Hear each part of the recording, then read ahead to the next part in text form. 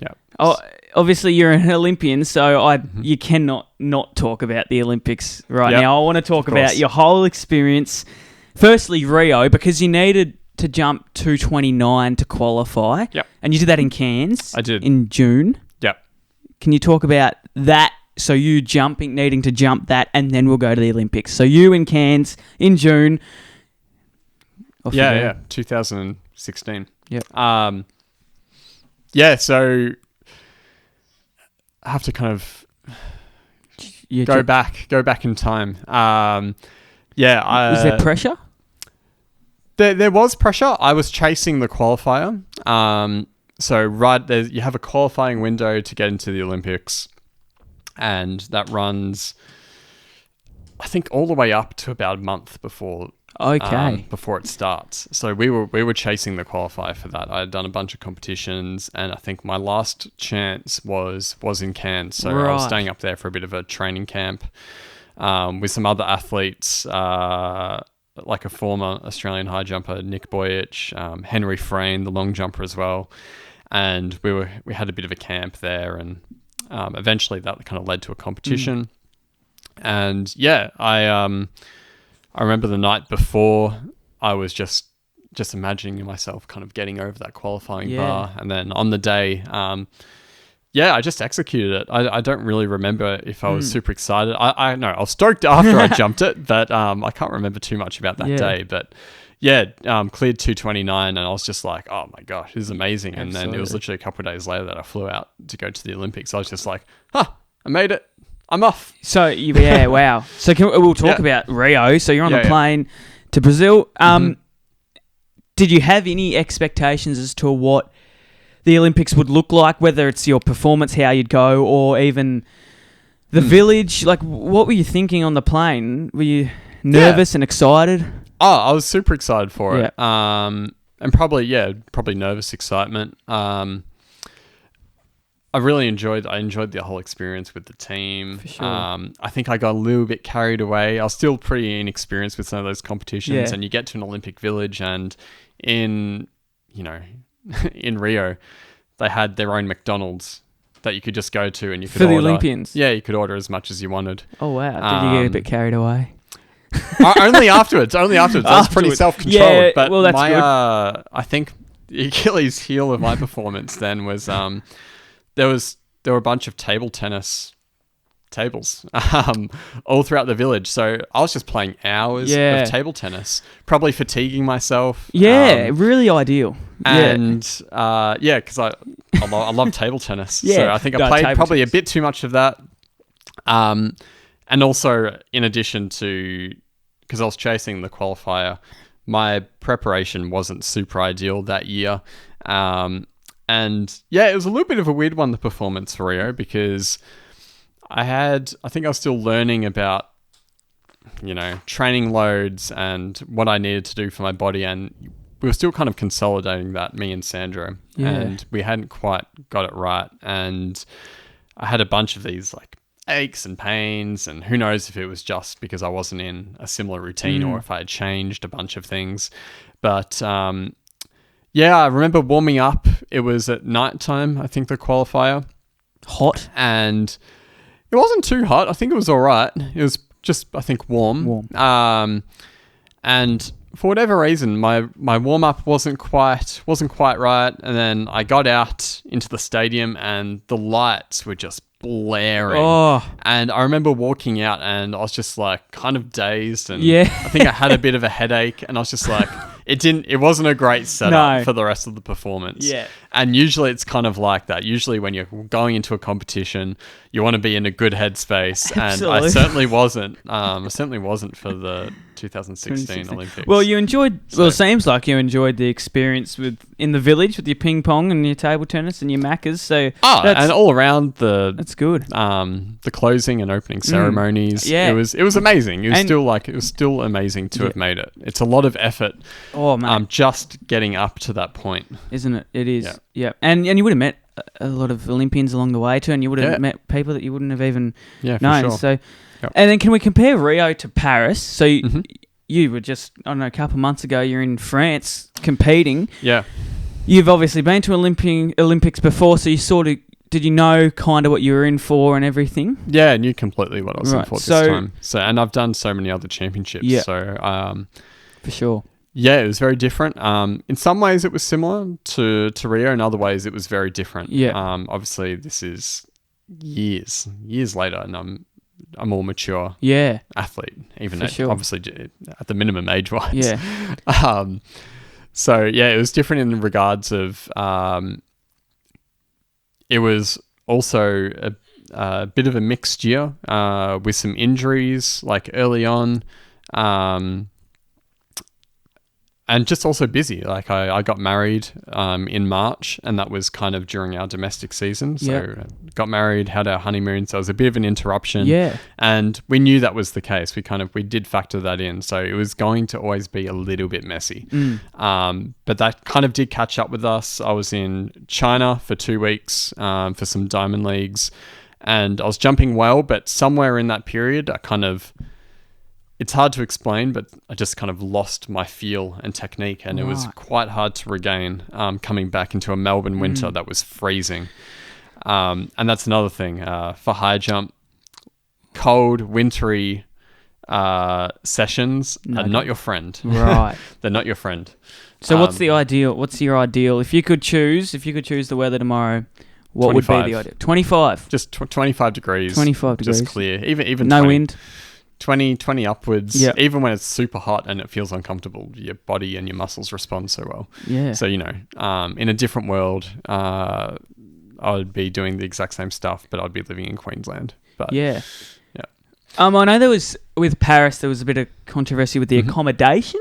Oh, yeah.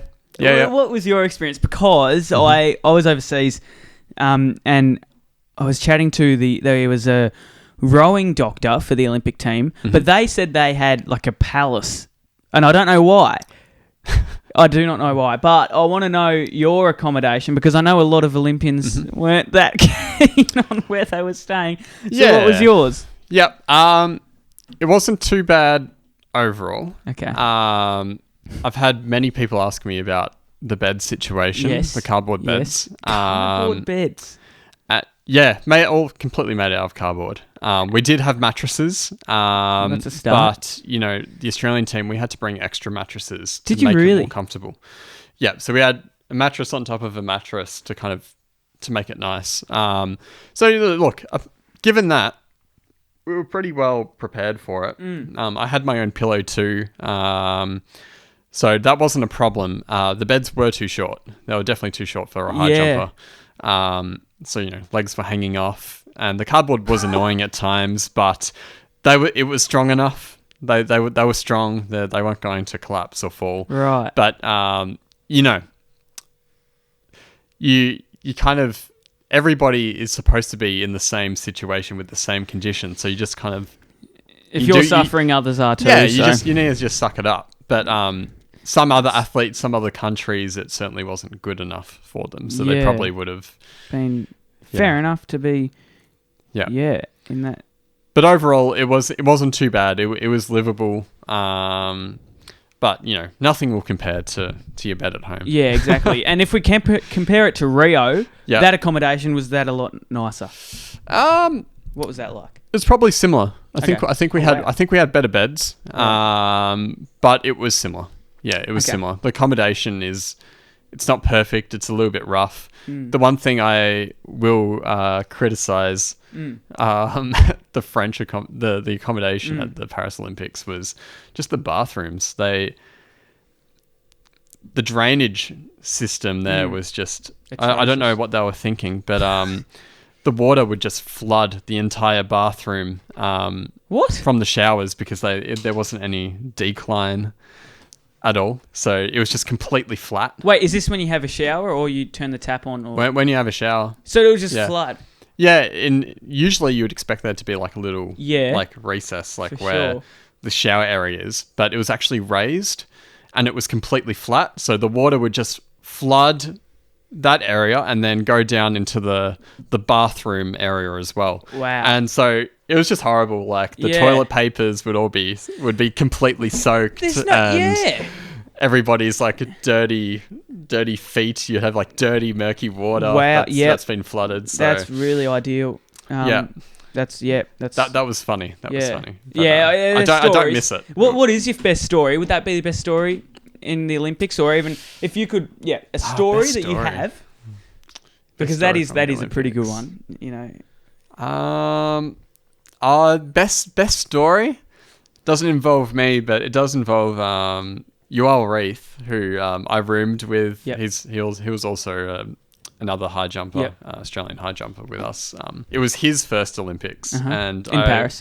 Yeah, I remember very clearly. One of the things that they tell you when you go on your first kind of major debut is to keep things the same, because you have these massive dining halls that are just filled with food, endless food, and you can go back as many times as you want. There's soft drink like vending machines and everything. So you want to try and keep everything pretty much the same. You want to be eating similar to how you do. You don't want to be 10 kilos. I remember sitting down with Yoel, and he just comes back with a tray, and it's just piled with food. Like something that you might see like in Dragon Ball Z or something like that. And he's a high jumper as well. He's a high jumper. And he's lean. Wow. But he just had this mountain of food. And I just remember looking across to the other guys and just being like, oh my gosh. I wonder if his coach knows. Yeah, well, he wouldn't want to if he's going to be that much. And he ate most of it as well. He's just guzzled it down. I don't think he would mind me even saying that. No, it was so funny, and he'll refine his approach. Yeah. In the years to come, he'll have many major championships. That's something I'd do. I'd absolutely get stuck into the food, but it's fair enough. If it's there, you just eat it. Especially because many high jumpers, you have to be so weight conscious. You were saying that earlier, and did he notice any effects or? I don't think so. He's pretty blasé. He'd be a great. It'd be great to have him on. He's one of the funniest. He's one of the funniest blokes. Ever. Yeah, that's cool. Yeah. That is a good story. Yeah. Obviously, there's lots of things that you learn in the Olympics, and what would be the biggest thing you've learnt and stories that you've seen, if you could date back and think of one? Yeah. For me, like, I'm not a story of... My story isn't one of crazy success in the major championships. Yep. And you do have to live and deal with... Like, at least I have, these major kind of blowbacks or these poor performances. Yep. And I think especially after this one... I think it just helped me realize that, especially in these sports where you've done it for a long time, like I've done it for almost 10 years, that you do have to give yourself like enough time to rest and recuperate. And sometimes you just need time off to, get that passion back. And more than that, I think it does help you just to deal with setbacks and kind of failures.